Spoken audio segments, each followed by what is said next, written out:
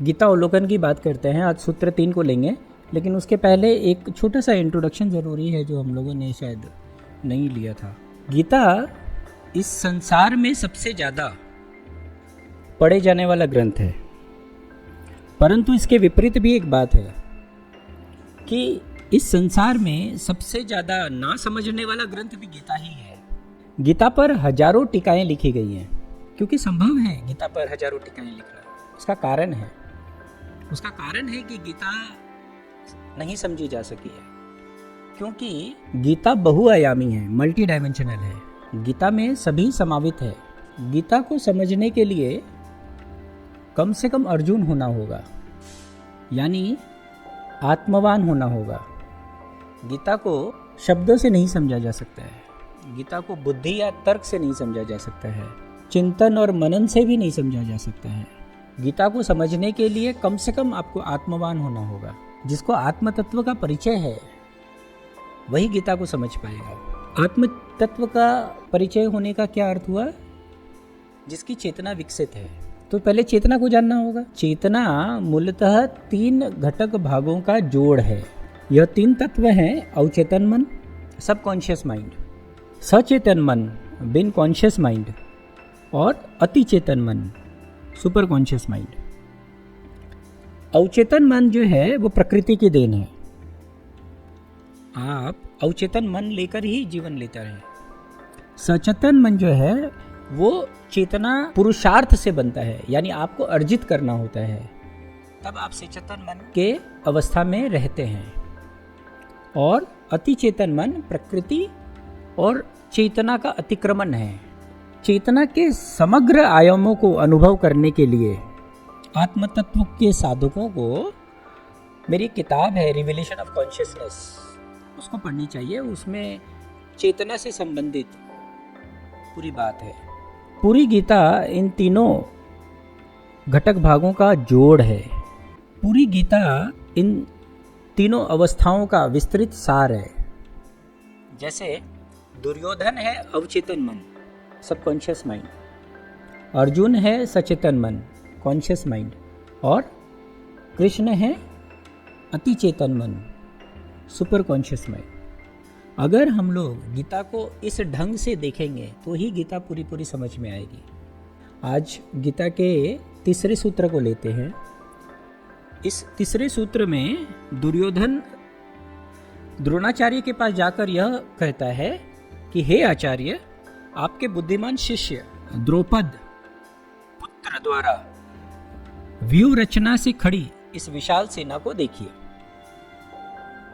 इतनी बात है।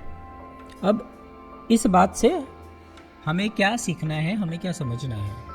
इस सूत्र का अवलोकन इस प्रकार है कि दुर्योधन का जो अवचेतन मन है वो उसी पूरे जीवन में जीता है। उसका पूरा जीवन अवचेतन मन से लिप्त है। अब अगर इस सूत्र को समझना है तो अवचेतन मन को समझना होगा कि अवचेतन मन किसको कहते हैं। हम सब अवचेतन मन से जन्मते हैं, और अवचेतन जो मन है वो मन का 85% भाग है और सबसे ज़्यादा प्रबल है। इस भाग को भी आप ऐसे समझे, जब भी आप किसी कार्य को करने जाते हैं तो तीनों अवस्थाएं एक साथ वहाँ पे होती हैं, लेकिन आपका जो चेतन मन है वो सिर्फ 10% होता है और अवचेतन मन जो है वो 85% होता है। तो ये बात इतनी सूक्ष्म है और इतने फ्रैक्शन ऑफ सेकंड्स में काम करती है कि आपको पता नहीं चलता है। जैसे अगर आप दिन रात एडवर्टाइजमेंट देख रहे हैं लक्स साबुन का, और आप साबुन खरीदने जाते हैं और आपने मन में सोच लिया है कि मुझे तो हर्बल साबुन लेना है, लेकिन जब आप दुकानदार से ये कहेंगे कि मुझे साबुन दीजिए, तो उस कहते वक्त आपके तीनों मन के जो घटक भाग हैं वो उस समय मौजूद होंगे। और सबसे बड़ा भाग कौन सा होगा? अवचेतन मन का, सबकॉन्शियस माइंड का। और सबकॉन्शियस माइंड में क्या बैठा हुआ है? लक्स साबुन। तो आप गए तो हैं हर्बल साबुन लेने, लेकिन आपके मुंह से निकल जाएगा लक्स साबुन मुझे दीजिए। तो सचेतन मन को उपयोग में लेना, सचेतन रहना, अवेयर रहना, होश में रहना कितना जरूरी है। वरना आप वो नहीं मांगेंगे जो आपको मांगना है। आपको मांगना था हर्बल साबुन, लेकिन आपने मांग लिया लक्स साबुन। तो अगर आपको अपना जीवन जीना है, अपने ढंग का जीवन जीना है, तो आपको सदैव होशपूर्वक रहना है। तो ये है अवचेतन मन की बात। अब दुर्योधन जो है तीसरे सूत्र में अपनी बात कहता है। अब आप इसको समझें। एक तो अवचेतन मन जो है वो सदैव पुरानी बातों में लिप्त रहता है, सदैव कटाक्ष करता है और छोटे परेशानी को बड़े रूप में देखता है। ये इसका गुण है अवचेतन मन का। सो दुर्योधन भीष्म के पास न जाकर, जो कि उनके सेनापति थे, वो द्रोणाचार्य के पास जाता है। उसको तो अपने सेनापति के पास जाना चाहिए था नियम से, और पूरा ब्यौरा देना था कि आप इस युद्ध स्थल को देखिए, आप उस सेना को देखिए। लेकिन वो बात उनसे नहीं कहता, वो किससे कहने जाता है? द्रोणाचार्य के पास। अब आप देखिए द्रोणाचार्य के पास क्यों जाता है? क्योंकि वो क्या देखता है? वो ये देखता है कि जो धृष्टद्युम्न है वो पांडवों का सेनापति है। और धृष्टद्युम्न कौन है? धृष्टद्युम्न का जो जन्म हुआ है वो द्रोणाचार्य को मारने के लिए हुआ है, ऐसी कथा है। वो तो अग्निपुत्र है, अग्नि से उसका जन्म हुआ है हवन में। तो ये तो सबको पता था कि उसके जीवन का तो एकमात्र एक ही लक्ष्य है जिसके लिए उसने जन्म लिया है, और वो है द्रोणाचार्य को मारना। इसलिए वो द्रोणाचार्य के पास जाता है और वो द्रोणाचार्य से कहता है कि इस विशाल सेना को देखिए। अब विशाल सेना को क्या देखे? कौरव की जो अपनी सेना है वो 11 अक्षौहिणी थी, और पांडवों की सेना जो है सिर्फ 7 अक्षौहिणी थी।